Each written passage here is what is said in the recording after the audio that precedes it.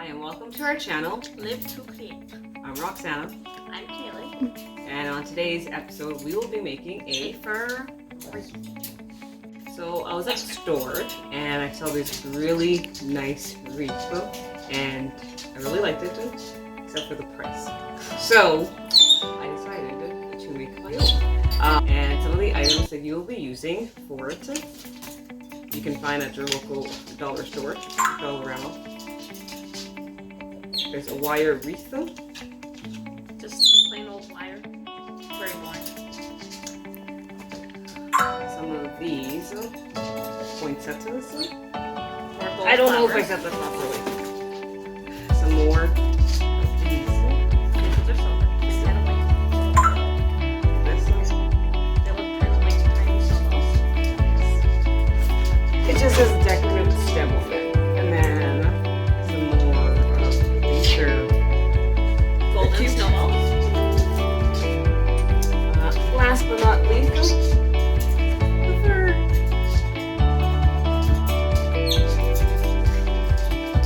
You'll need some scissors, one zip tie, not all of these. Why not?